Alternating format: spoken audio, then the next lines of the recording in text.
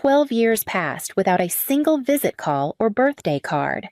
Then, one afternoon in March, a cream-colored envelope arrived, no return address, just my name in thick, deliberate handwriting. Susan Blake. Inside was an invitation. A weekend family retreat hosted by my siblings at the old house in Glen Arbor. The paper was stiff, almost ceremonial. Cheryl, of course, had signed it in blue fountain pen ink. Rob must have handled the logistics. He always did. I set it down beside my tea and stared out the window for a while. The trees hadn't bloomed yet. The branches still looked like fingers caught in prayer, reaching but not touching anything. I didn't answer right away. I didn't need to. They'd already counted on me being quiet. On the day I arrived, the driveway was already full. Rob's Tesla, Cheryl's Lexus, a rental SUV. The same wind chimes my mother hung 20 years ago still clinked above the porch, though one of the metal tubes had snapped. The sound was off balance, too sharp, too short. I paused at the door, my bag still slung over one shoulder. Cheryl answered. Still tall, still trim her blazer, a shade too elegant for a family weekend. She smiled wide, leaned in, and hugged me without really touching. "You came," she said loudly, enunciating each syllable. "We weren't sure you'd get the letter." I nodded and held up the notepad in my hand, the one they assumed I used to communicate ever since I lost my hearing in 2012. She patted my arm too quickly. "Good," she said. "It'll be good." Inside, nothing had changed. The same floral couch, the same clock above the mantel stuck at 11:38, probably for years now, but someone had scrubbed the place clean. There were fresh flowers on the piano I used to play. Lavender-scented candles flickered along the hallway. I found my mother Doris in the kitchen arranging silverware. Her hands moved slower than I remembered. Her hair had turned almost fully white. When she looked up, her smile faltered for just a breath before settling into a familiar flatness. "Susan," she said, "you look the same." I wrote, "It's good to see you." She nodded without meeting my eyes. Dinner that night was polite, like a first meeting between people who used to live in the same skin. Frank, my father, didn't say much. He rarely had, unless it was about Cheryl's promotions or Rob's real estate ventures. He coughed twice during the soup course, then asked if I needed a softer chair. I shook my head. "Still managing on your own out there?" Rob asked, refilling his wine glass. His wife Karen said nothing. She never did, but her eyes swept over me like I was a spreadsheet. "She's always been independent." Cheryl chimed in, slicing her chicken with precise, practiced movements.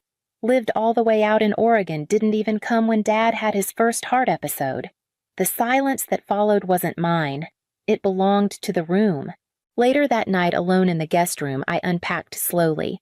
I placed my phone by the lamp, turned off notifications, and slipped my hearing aids into their case. They were fully functional now. No one knew. The notepad rested on the nightstand blank. They hadn't asked why I came. The next morning began with Cheryl's voice floating through the hallway, bright and managerial. "Breakfast in the sunroom at 9. Rob, you'll explain the estate plan over coffee." She spoke as if she were hosting a seminar, not corralling the remains of a family. I took my time getting downstairs. By the time I arrived, Cheryl was already seated at the head of the table napkin, folded like origami on her lap. Daniel, her second husband, polished, smug, stood behind her chair, tapping at his smartwatch. Rob looked up from a thick manila folder, gave me a tight-lipped smile, and gestured toward a seat at the far end. "We saved you the one by the window. Quieter there." There were 7 chairs. Mine didn't match. No cushion, no armrest. A little too low. I sat without comment. Karen passed me a plate with a single piece of dry toast. "We weren't sure what you can eat these days," she said. I smiled, faintly declined the butter, and took my time. Cheryl began the morning's agenda with the Vermont cabin. "It needs updating, obviously," she said, flipping to a color-coded page.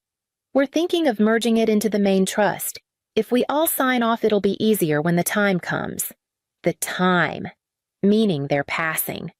Or so they framed it. Frank cleared his throat. "The cabin was your Uncle Bill's. He left it to the 3 of you." I wrote slowly on my notepad. "The deed says equally." Cheryl glanced at it, then at Rob. Of course. But you've been away, and upkeep falls on those who are here. Daniel chuckled. It's not about fairness, it's about practicality. I watched them talk around me, over me, through me. I listened without looking engaged. My eyes drifted to the mantel where an old family photo still sat 4th of July, maybe 1985. Cheryl in red ribbons. Rob already in slacks and a collared shirt.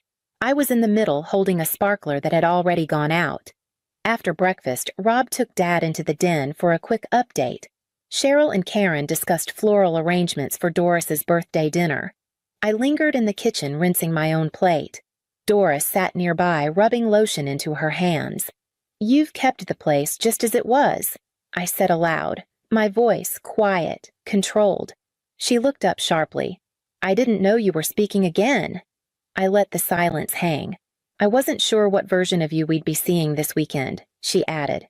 I'm still me, I said. She sighed. Cheryl's done a lot to hold the family together. She was the one who visited when we needed things. Rob manages all the paperwork. You chose distance. I dried my hands and folded the towel neatly. I wasn't far. No one ever asked me to come closer. She blinked as if that hadn't occurred to her. That afternoon, Rob passed out packets labeled Asset Reallocation. My name was misspelled on the cover. Just preliminary ideas, he said. Of course, everything's up for discussion. Inside, I found a chart listing every family asset, the house, the lake property, the Vermont cabin, the workshop, even my mother's jewelry. Cheryl's name was everywhere. Rob's, too. Mine was handwritten in pencil next to miscellaneous heirlooms. Frank hadn't looked up once. Back in my room, I stared at the papers for a long time. Then I reached for the recorder app on my phone and whispered, "They've rewritten the family. I'm just a guest in the draft." That night, I went downstairs for tea and found Rob in the study. The door was open just enough to catch his voice. He was on the phone, pacing slowly, unaware I stood just outside. She's cooperative enough. If we frame it as a Medicaid prep, she'll sign without knowing what it is. Honestly, she's lucky we're keeping her on the Vermont deed at all. Cheryl thinks we should move fast before the hearing thing wears off if it hasn't already. There was a pause, then a low laugh. I know, but she's not sharp anymore. Half the time she doesn't even follow what's being said. I stepped back without making a sound. My hand trembled slightly as I opened the voice recorder app. I tapped once, then again to make sure. I held the phone flat against my chest until he hung up. I didn't sleep. The next morning, I drove into town under the excuse of needing allergy medication. Instead, I found a small brick office with faded blinds. Howard Green Estate Law. He'd been my Uncle Bill's attorney once and the last adult to treat me like I was part of the family on purpose. He opened the door himself, cane in one hand, expression puzzled until he saw my face. Susan Blake, he said. God, it's been, 25 years? Almost 30, I said. And I need your help. I handed him the packet Rob had given me. He skimmed through it in silence. I showed him the voice memo. I waited while he played it again. Then he set the phone down carefully and nodded. I'll need to make a few calls. By the end of the week, Howard had found enough to confirm what I feared amendments made to the Blake Trust 3 months earlier. My signature on forms I never signed. An email thread between Rob and a third-party broker listing me as financially non-viable. I can push this uphill, Howard said, but you need to be ready. They'll say you misunderstood, that it's your condition, that you're confused. I'm not, I said. I've never been more clear. He looked at me for a long moment. Then he smiled, not kindly, not sadly, but with something that felt like recognition. That night, I returned to the house and sat at the piano, the same one I hadn't touched since I was 17. The keys were colder than I remembered, out of tune. A few stuck, but the sound still came. Behind me in the dining room, I heard Cheryl laugh. Rob poured wine. Doris called out to Frank to light the fire. No one noticed the melody I played an old folk song Uncle Bill taught me one winter in Vermont. When I finished, I closed the lid and walked upstairs. On my nightstand, I placed the documents from Howard the memo file in the recorder. Then, I picked up the notepad and wrote one sentence just for myself. They didn't just forget me, they planned it that way. The next day passed like steam from a teacup, quiet, slow dissolving before anyone could name it. I spent the morning outside, pruning a corner of the garden that had grown wild since I last saw it. My mother Doris sat on a bench nearby, bundled in a shawl she didn't need. The sun was mild. The ground smelled of old mulch and new grass. "You always liked digging around out here," she said. "Never did mind dirt under your nails." I didn't answer. She watched me for a moment. "You've changed." "Have I?" I kept my gaze on the root I was teasing free. She folded her hands in her lap. "You used to ask to come home more often. After college. After you moved out west. But when you didn't hear back, you stopped trying. Cheryl always said it was best to let you be." I paused, then met her eyes. "I called when Dad had his first stroke," I said. "I left messages. You never called back." She looked away. "You had your own life. We assumed you needed space. Space I never asked for." The breeze picked up. A few petals from the dogwood tree blew across Doris's shoes. She didn't move.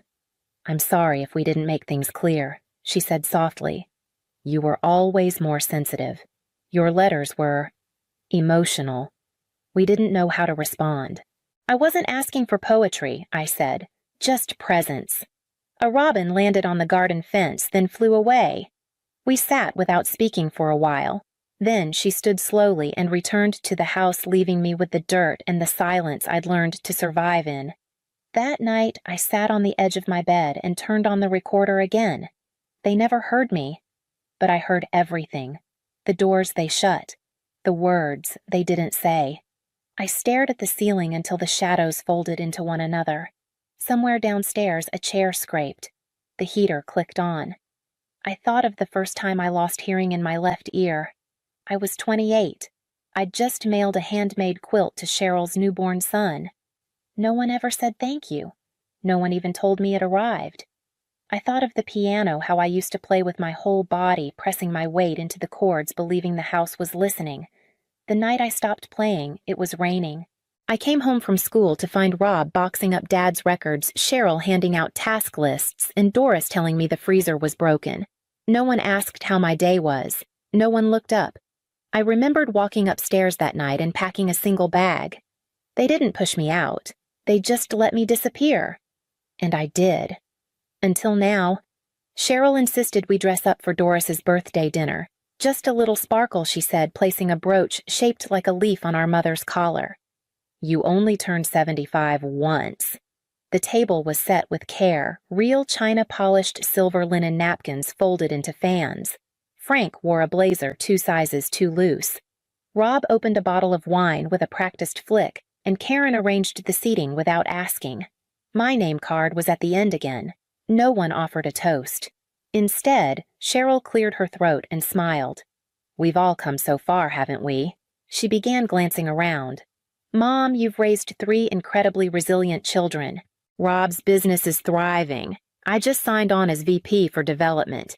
And Susan, well, she's back with us now, and that's what matters." I smiled faintly and reached for my notepad. But this time I didn't write. I spoke. Actually, I said I'd like to say something. Forks stilled. Rob blinked.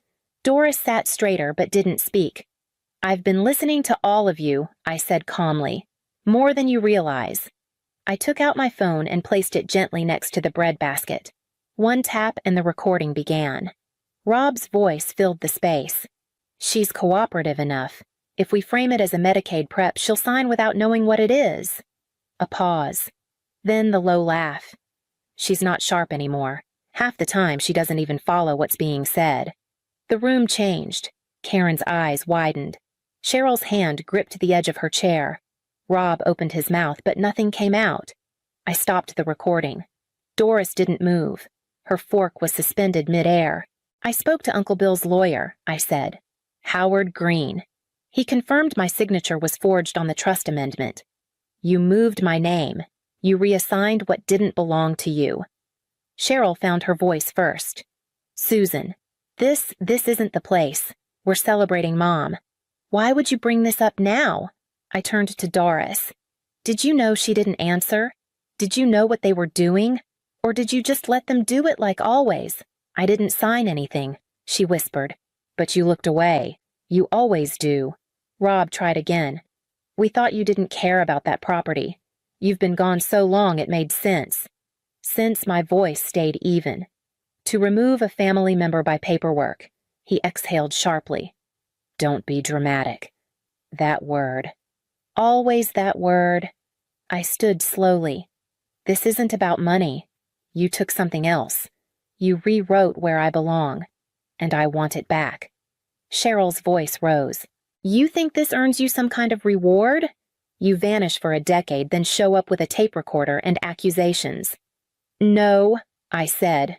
I don't want a reward. I want the record corrected. Doris finally looked up. Her eyes were glassy. You were always too soft, she said quietly. Too careful with people. You never knew how to play the game. I nodded. Maybe. But I've learned how to document it. I picked up the phone, slipped it into my pocket, and walked toward the hallway. Behind me, I heard Frank murmur, "Let her go." And no one stopped me. I stayed one more night. Not out of obligation, but to sleep beneath that roof, knowing they couldn't erase me quietly this time. By morning, Cheryl and Rob were already gone. Karen hadn't said goodbye. The dining room was cleared of birthday decorations. The silence was back, but it didn't feel the same. This time, it was mine. I found Doris in the kitchen stirring oatmeal. She didn't look up when I entered. I'm leaving, I said. She nodded. I figured. I walked to the counter and placed a sealed envelope beside the fruit bowl. It's from Howard, I said. The amended trust documents, originals, with corrections. She stirred once more, then stopped. Your brother won't like this. I'm not doing it for him. A pause. Then, you always wanted everything to be fair. No, I said. I just wanted to be seen. She looked at me, and for a moment her face softened. Not regret, not warmth, just the outline of something that could have been. I never knew what to do with you, she admitted. You felt outside of us, even when you were small. I nodded. I know. She didn't ask for forgiveness. I didn't offer it. Outside, the wind moved through the trees like it had in every season of my childhood. The gravel crunched beneath my boots as I walked to the car. I started the engine, rolled down the window, and looked back at the porch, empty now, except for the wind chime with its broken tube. It made no sound. 6 weeks later, I returned. Not to visit, not for another negotiation. I came to unlock a door I now legally owned. The Vermont cabin stood where it always had pine needles thick on the roof, the path still uneven with stone. No one had touched it. The shutters creaked when I opened them like old lungs remembering how to breathe. Inside, the air smelled like dust and cedar and something warmer memory without pain. I walked to the kitchen, opened the drawer beside the sink. The tin measuring spoons were still there. Uncle Bill had etched my initials on the smallest one. SB not crossed out, not reassigned. I built a fire, brewed tea, sat by the window while snow began to fall. There were no voices now, no plans, no files, no signatures, just the sound of the place remembering me. And for the first time in years, I didn't need to be heard. If you've ever sat at a table where no one saw you, if you've ever been written out of a story you were born into, then you already know how this ends. Not with revenge, not with raised voices. Just one person standing quietly and walking away from the version they were never allowed to become. You don't need to explain it. You don't need to name names. But if you've ever been uninvited from your own life, just leave one word below the one they never let you say out loud. I'll read every single one, even the silent ones.